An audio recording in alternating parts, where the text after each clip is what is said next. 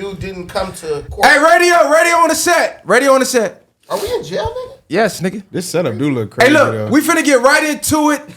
Topic of the day: the circus, no jumper, man. We got to talk about it. We've been hands off with this topic for a few reasons. One, the homie DW Flame was over there getting his bag, or so we thought, you feel me? But he just exposed. Adam ain't even really paying nobody over there. He said he was getting his chili though. Yeah, he was getting his chili under the table, but we've been hands off with the whole circus going on over there simply because we didn't want to be conflicting of interest for the homie. Like, okay, we got a homie on the platform. Even though we got our opinions on the platform, we're going to keep them to ourselves, amongst ourselves, because he eating. You feel me? That'll look crazy for us, you know, stepping on his opportunity. So we kind of was hands off on it. But this shit with Adam, it just hit the water. He just got rid of damn near every nigga up there except Brick.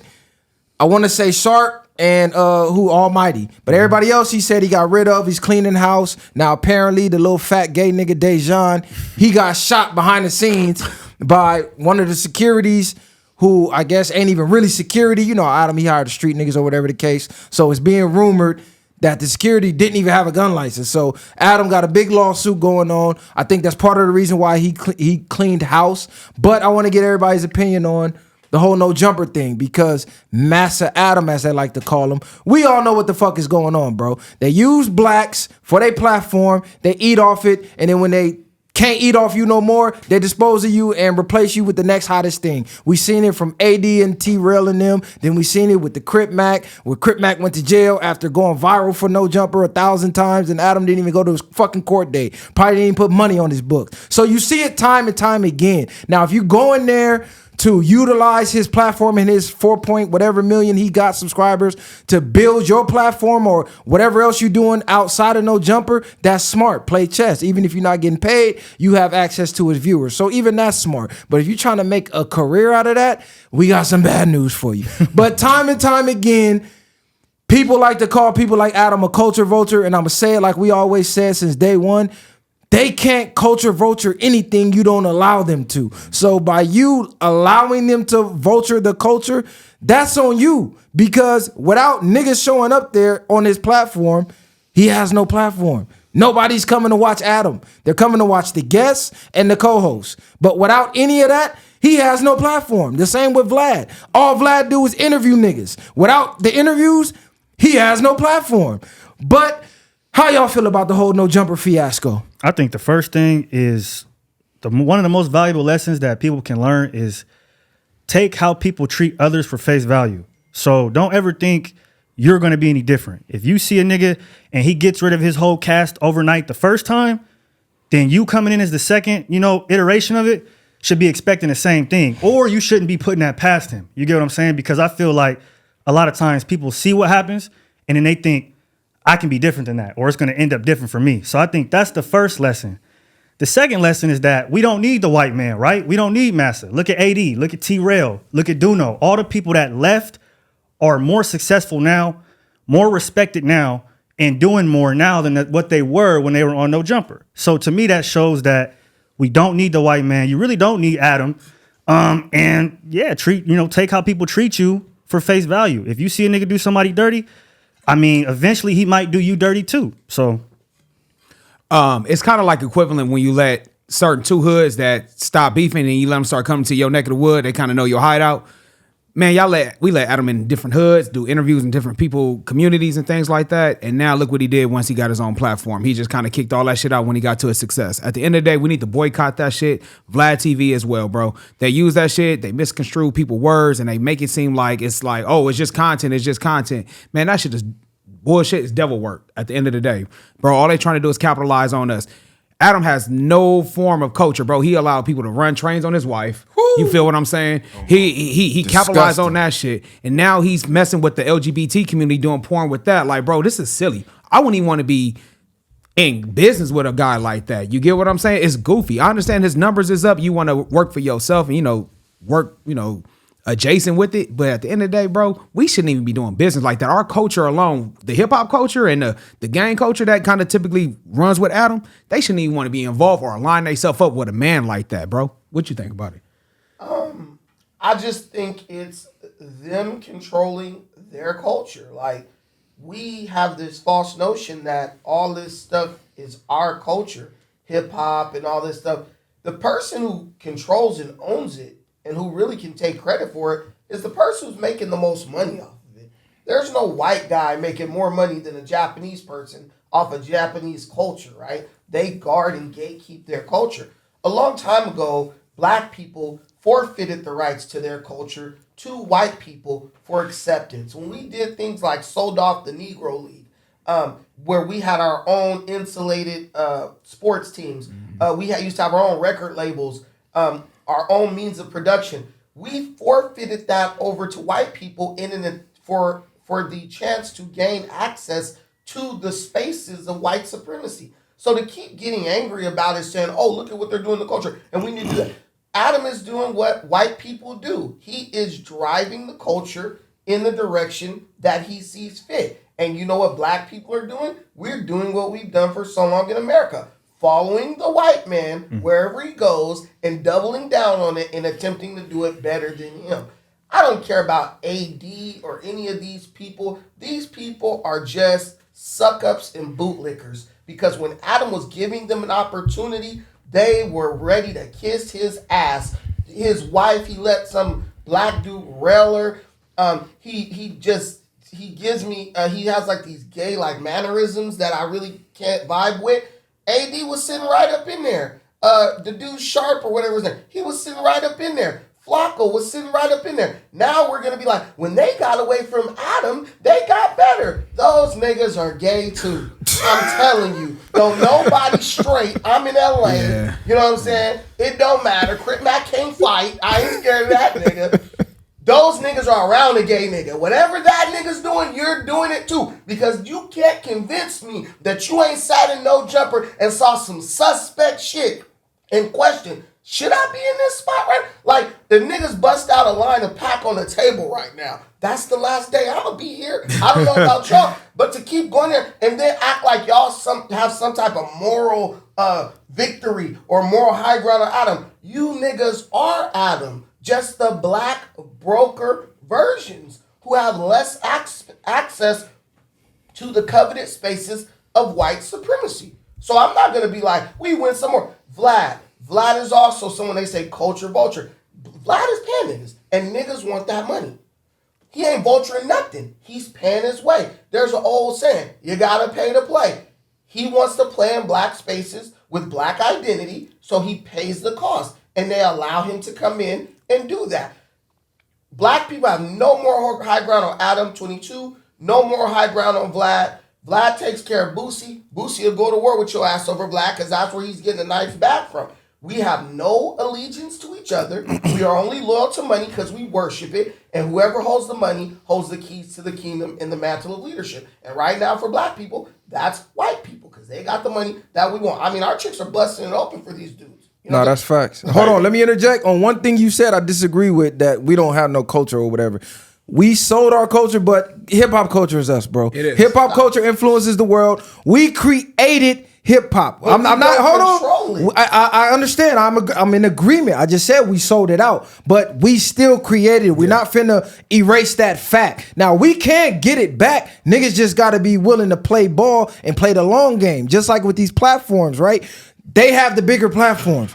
They also have the bag, and they're paying niggas. Like you said, Vlad, he got a long-standing contract with Boosie. Adam22, he might pay a couple niggas peanuts, and a couple niggas might not get paid. But if niggas would turn down the bread and like, nah, I'm gonna go fuck with my folks, I might not be getting paid right now, but we're gonna build these platforms up to where we're the dominant spaces now that's getting the money where we can pay each other. Look at the little white bitch, Bobby Alton, whatever the fuck her name is. You got every major player in hip hop going and cooning and dancing with this random white bitch that came out of no fucking where, strictly because her parents had bread. She came from a background of bread. These companies put bread behind her. So now they're going to pay a Quavo, or they're going to pay a Sexy Red to, hey, take this little white girl to the club and twerk and do all this goofy shit. And niggas do it for the money. Because like you said, niggas worship the money. So yes, that is true. But we can be the ones funneling the money if we would play ball with each other. Yeah. How you feel, Messiah? Now I'm just getting to the point. Niggas got to understand and separate the friend part and the business part. Just because you started building money with somebody or they gave you an opportunity to get on a platform, that bridge is not always going to be just long term, depending on what it is. It's like having a regular fucking job. The first one, if the numbers ain't right or if you ain't bringing in enough income, they're going to get your ass up out of there. But go back to iterate what he was saying is that we see the same pattern. He go grab niggas from different hoods. He do different things, use them as long as he can make money off of them. But then the moment he feels like this is not working no more, like you just said, he's changing the direction of it. Now that's what he's feeling now. He's built his platform up enough to where now it's a point where he might not want to be on just drama all day no more. And this is what niggas is doing. That's why they say, let the clowns have a circus. He make clown out of niggas, and then when the circus is over, he's on to the next state with the next act. You know what I'm saying? So that's where these niggas need to understand. You get in there, get your bag, get your publicity, whatever you need, and already be having an exit plan out of those type of platforms. But in a different sense of what we always say, build with each other, because the people that's building with us, it's always going to be, you never know where we get or where you get, and you might need that bridge to cross again. You know what I'm saying? Some of these bridges are folding. You ain't going to never better come across that shit again. But like you were just saying before, fuck what Adam be doing. Cub be on weird shit at the end of the day. But he only could be on weird shit if we allow him to be on weird shit, by keep giving him access to that. Start from the groundwork and build up on your own shit. How you feel about it, Rod? I don't keep up with No Jumper that much, but I've seen a lot of things over the years, and it's a whole circus, as y'all said. He the ringmaster. It's a bunch of tomfoolery. And as much as you want to blame him for being the weirdo that he is, you're guilty by association. I always ask myself, what is something worth? You can get this money, but you can have all this money and this clout, but if you're not respected amongst your peers, amongst society, what is it worth? You could be a billionaire, a millionaire, whatever you get and that you think is worth it. When you get out in society, whether we say we don't care how people talk to us, what they think about us, when you out in public, people gonna look at you and treat you a certain way. They not gonna say, oh, look at that Benz or whatever you got going on, the clout that you was chasing. Your reputation. Your reputation matters. Yeah. So you going on here, you getting views, but what's it worth? Yeah. What is it worth? And nobody else actually sits back and asks themselves, what is it worth? They dignify a bunch of stupidity. Do you have any dignity for yourself? You got kids. Most of us got kids. And your kids gonna see this. See, the difference between back then and now is everything is documented on the internet now. I'm not saying that the tomfoolery was never around, but at least there was no proof of it. Yeah. Now, our kids can go back to that. You know how you get memories on your phone? Yeah. This Facts. shit is documented now. Facts. So my kids, if I'm doing some tomfoolery, they ain't this you, daddy? That's embarrassing. Straight It used to embarrassment. be you tell your kids, don't shame the family. At this point now, it's not the kids no more. It's the adults shaming the family. It's the adults shaming the kids. Yo, ain't that your mama that was on No Jumper? Ain't that was your daddy that was on there co-signing, laughing, shucking and jiving? And you know kids is cruel. Oh, yeah. What do we do when we kids? Clown. That's why your mama dry that bucket. Remember when we you get roasted. Mama dry that bucket. That's why your daddy in jail. That's why your daddy, man, we on a whole level of tomfoolery today. So That's a great point. And let me say this. I'm not even blaming Adam, because I see everybody in the space mad at Adam. Adam the ringleader. Adam this, Adam that. Adam can do nothing without the niggas going and actually doing it. When niggas was going up there, politicking gang politics from their actual hood online with a random white BMX skateboarder, that's when I knew the culture was done. They had LA looking like the goofiest place in the world. I'm talking about LA was one of the most respected places on the planet. From the street culture to our culture in general, now you got everybody in the world like, damn, that's how it is in them gangs? That's how them niggas really act? Oh, this shit goofy. We don't want to be a part of that. We don't look up to that. Like, they really set us back hundreds of years up there. And I seen people saying, man, we didn't want to talk about the gang politics. Why the fuck did you talk about it? Facts. Like, nigga, no random white man could be like, hey, what's going on in your hood today? Yeah. Oh, man, yeah, I was at the park, the homie. Like, nah, we not talking about that, gang. This is entertainment. That was a DP. That's what I'm saying, though. But niggas was doing it because of the clout, and then to come to find out that niggas ain't even getting paid like that. It's one thing if like, oh, damn, cuz they was getting the bag, even though that still ain't no excuse. But to find out you just did it for no reason, knowing this man clocking in millions a month and ain't paying you niggas nothing? Because black people's number one currency is attention. As much as we criticize women, oh, women want attention, black men are no different. As long as somebody is looking at us, we feel like, let's get up and start dancing around for the camera on some Amos and Andy type shit. If you look at the situation, Adam invested in No Jumper, right? When nobody was shooting shots in the gym with this dude, when he was going to hoods with one cameraman, bro had the buzz cut like a skinhead, walking through the roughest hoods in LA. Let me say this. Also, it's our own fault too, because what black dude could get away with that? Because you go where Adam went, you gonna get shot. It was one. It was a dude who used to do the little documentary of doing different hoods. You talking about like hood vlogs?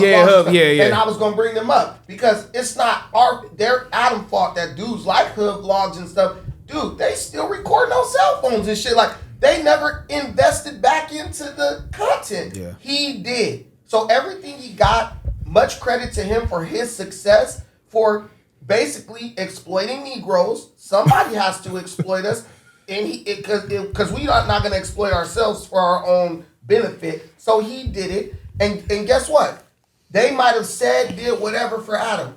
All they did was show the true colors. All this gangbanging stuff. What you saw on No Jumper is what it is. A bunch of dudes trying to elbow each other to get to the front to get some attention at the end of the day. Some of them just go to jail. You know, some of them don't. Some of them go on Adam22. He marketed them better than they could market themselves and probably helped them get to places they would have never achieved or reached otherwise. So kudos to him. Nah, I'm not gonna say that. That's what I was gonna disagree with. I'm not gonna say that, bro, because I had a lot of people sending me a lot of DMs when the homie was DW was up there. Like, damn, ain't he from your hood? Like, ain't this your homie? Why he not building with y'all? Wooty bam. And I would always shout him out. Like, nah, bro came through. You feel me? When we first started, he came and blessed the platform. But then when he brought Nick Cannon up there, I got hella DMs because they like, why the fuck would he bring Nick Cannon to the white boy when y'all on the come up? Y'all from the same hood, same city. Y'all both black. Why wouldn't he bring him to y'all platform? You feel me? Or go start his own and bring Nick Cannon. Because, like I said, I didn't even hit him up about it. But I was thinking like, damn, okay, you got the look from No Jumper.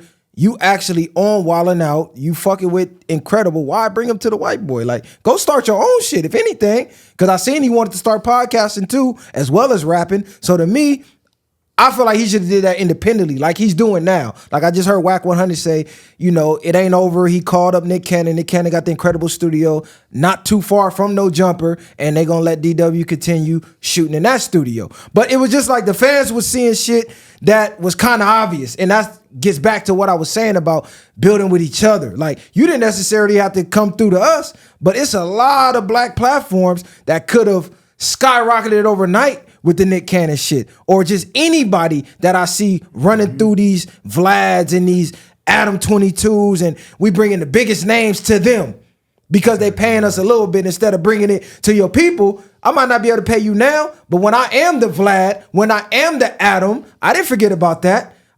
I got you tenfold. And now we run the narrative. We run the culture. We can't complain about the massa doing this and that because we run everything. But he doesn't value what you're doing. That's what I'm trying to get you to understand. As much as he's your homie, I mean, I don't know him. He values what that white man is doing more than your stuff. Because to him, he can get more personal validation, more personal attention by bringing this guy, Nick Cannon, to this white guy. Well, at the end of the day, it's no different than any time in black history.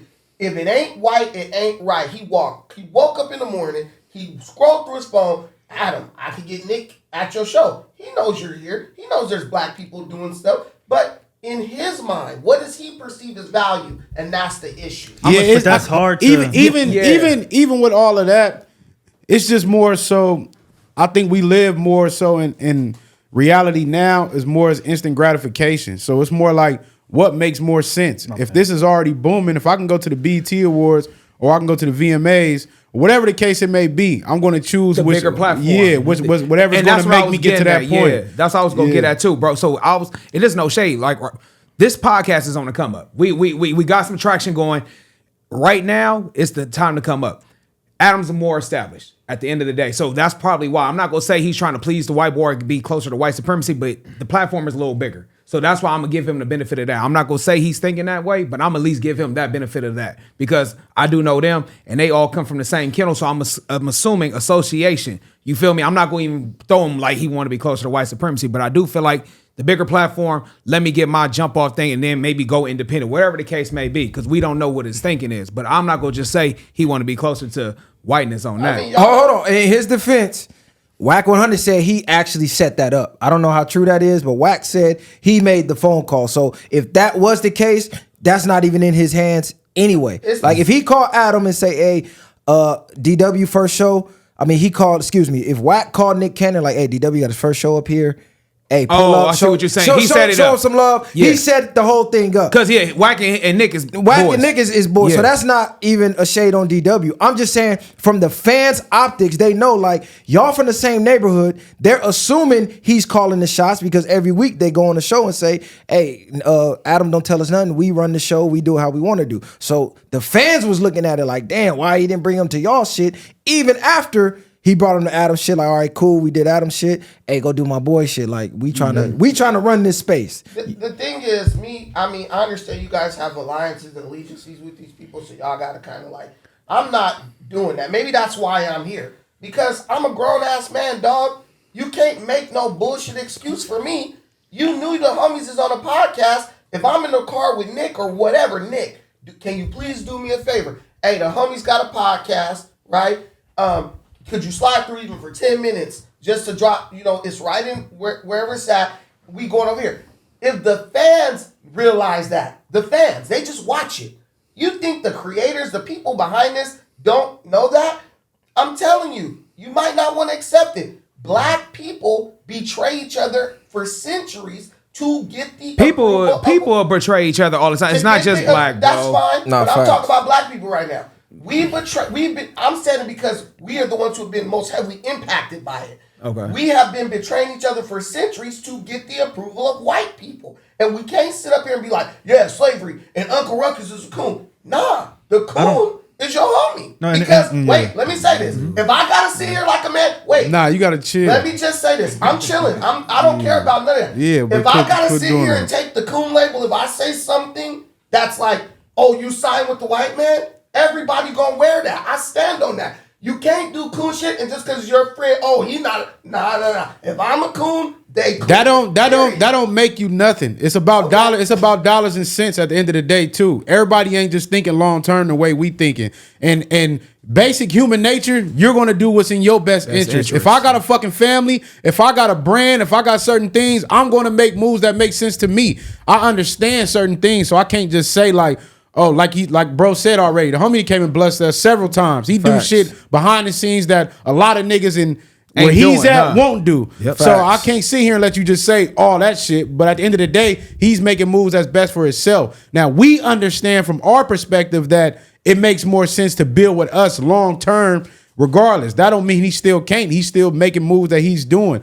But this just goes back to the whole point was we see what Adam does with people, and this is why we say we need to stick together. Everybody ethics and morals and principles are not in the same face value. When you deal with these people in business, they're thinking business. They don't give a fuck about no loyalty. They don't give a fuck about respecting you. They're going to do whatever the fuck they want to do to make the bag. And niggas is getting in positions because they need the bag. 9 times out of 10, a lot of people would do things and jeopardize their integrity or whatever the case it may be when they don't have a bag. When you're living in the trenches or you're somewhere, you're going to do it. If a nigga tell you I got 10 bands or 5 bands to come do this, you're going to go do it. Facts. Majority of people, even though all money ain't good money, but some people is not going to wait that long term like, man, nah, I'm not going to do that shit because down the line, this would be better for me. Or if they believe in their vision and they self strong enough to understand that over time, this will come back. Even though I'm missing this bag right now, when that bag do hit, it's going to hit way harder. No, I'm not making excuses for anybody because I think as grown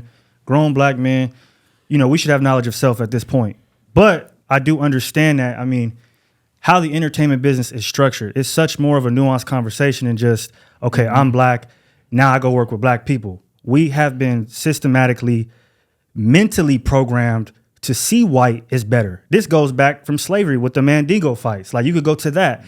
We had to fight each other to maybe get the nice room for the night, or sleep with my wife tonight. So from the beginning, the culture, we might have created it, but we never really had it, control of it from the beginning. When we talk about the Mandingo fights, when we talk about, you can even go to NWA and how gangster, rap was started and how they took a hold of that. So I think that when we talk about it, it has to be more of a nuanced conversation. It can't just be, well, these people, didn't make the right decision. Again, they're black people just like us, and they have gone through the same programming that we have. Some of us are fortunate enough to stumble upon knowledge of self at an earlier age or whatever time before you get in a prominent position to then be like, okay, when I get there, let me help my people. Some of us are not there. 9 times out of 10, most of the people in these higher positions are picked purposefully because those people like Adam22, like Vlad, understand that they do not have knowledge of self. So while this person is thinking, I'm getting an opportunity, this person, you feel me, is looking at you and you're a part of a maze the whole entire time. So, and it's hard for that person within that rat race and within that maze that has had to get through all of the systematic oppression, mentally, physically, whatever, to be able to see a bird's eye view and see, oh, I'm in this maze and I'm just a part of this rat race. It's hard to do that when I got to put food on the table for my kids, et cetera, et cetera. Now, when it comes to selling yourself out and other things on No Jumper, it becomes a point where as a grown man, having kids, you do want your son and your daughter to look to you as a grown man, as a respectable man. And so I do think that's where accountability needs to be had. But for how people get in certain situations, you can't necessarily blame niggas. I mean, when you look at a 10-page contract, how many niggas know the fine print? And then, okay, let me go get a lawyer that's gonna fuck me too, pretty much. So everybody's here to fuck me. I eventually, after getting fucked so many times, most will probably figure out now. No Diddy. But that's how a lot of us figure out because everybody you go to on the block is against you. But that's a great point. Instead of crucifying niggas like we always quick to fucking do, facts, we need to bring fucking awareness. This is the whole point, bringing awareness to these situations so people can be aware of these plays that's going on. These niggas is king cobras out here, and they're gonna move you the way they want to until it's time to snap. And now you got the venom in you, and you on the sidelines again. So it's just bringing awareness and understanding more and more. This goes back to the shit about what we was talking about waking people up. It's like, damn, can we actually do that? But we here to bring more awareness so people can see. And we ain't perfect either. We make a lot of mistakes. We do certain things, and that's what you really learn from. So it's a lesson learned more so. But now to keep doing those things further down the line, there's no excuses now of why we shouldn't when we are in these lanes. We can take over all this shit. Entertainment ain't shit without us. But everything that you just said, how many black people, that's who I'm here for, right? Look, I'm big, I'm loud, I'm black. I could take a beating. So if anybody wants to come beat me up, I'm shit, we might pack you out after this. Hey, Hold on. You call the homie a coon one more time. We might gotta pack you out in this bitch, nigga. Shout out DW Flame. Hey, hold on, because I'm gonna go get the guest. I'm gonna let you finish. Shout out DW Flame. This wasn't about Flame, right? I was just bringing awareness as an example to how the audience views us. They see the separation, even though it might not be behind the scenes, but optically, what's going on camera, this how they viewing us as disconnected. But I will say this, just to wrap it up on the Adam shit, because I got another question for y'all as far as like little bro just brought up about, can we wake people up or is it even worth it? We got to come to the realization that some of us don't care about building. Yeah. Some of us don't care about legacy. Some of us don't care about leaving a print here on earth after you're gone for the next generation. Some people are literally only here for self-gratification and for instant gratification. We also have to come to the realization of that. You can't wake every single person up. Every single person don't care about building. Every single person don't care. Some people was just here for self. So we got to identify that and then build with the ones that want to build. Because trying to force them, hey, come build with us, we wasting time not building. Let's build with the builders. Fuck the ones who don't want to build. Lead them over there. They water gonna get cut off eventually, like we just seen every time Adam something go wrong. Oh shit, they getting tired of the gang politics. Whoop. gang members out of here. Oh shit, I'm finna get a fucking lawsuit. Whoop, niggas out of here. I gotta save some bread. So we see that. So them niggas who want the instant gratification, it come fast, it go even faster. The niggas who want to build, take control of this shit, ownership of this shit, where we're signing the checks, we decide the narrative for our culture. We can't cry about vultures no more. We know what the fuck is going on. If you're tired of Vlad, stop going to Vlad. I was just about to say, stop going. Hey, Viral, how about this? How about we just boycott Vlad, boycott No Jumper, and Adam, man? Just start with us with the Viral podcast. Just start with us. Easier said than done, but excuse me. Go ahead. It's easier said than done. Like I'm talking about us personally. Yeah, though. We start now. That's the logical thing, but we talking about creatures of habit. Yeah, boycotting is a thing of the past. I'm talking about with us though. If we feel that type of way though, we can just stop right now. What I'm saying is, we're habitual creatures, and you talking about breaking habits. It's easy to say let's boycott certain things, but when you've been doing something, watching something, you gotta compensate for the people. And we talking about human nature, and human nature is weak. But I get what you're saying. People are mentally weak. As much as they know, man, this nigga Adam is a clown. Yeah. They still find themselves clicking on it. That late night shift at work, you I'm gonna tell, but if you unsubscribe from the shit, it won't even be on your app, man, bro. It ain't even about that. People, it's about what you're saying too. But people are addicted to the drama. People are more so, like they say, whatever, misery loves company and all that type of shit. So people want to see other people's downfalls. People want to see people going through shit because everybody in life is going through something. I don't give a fuck who you is.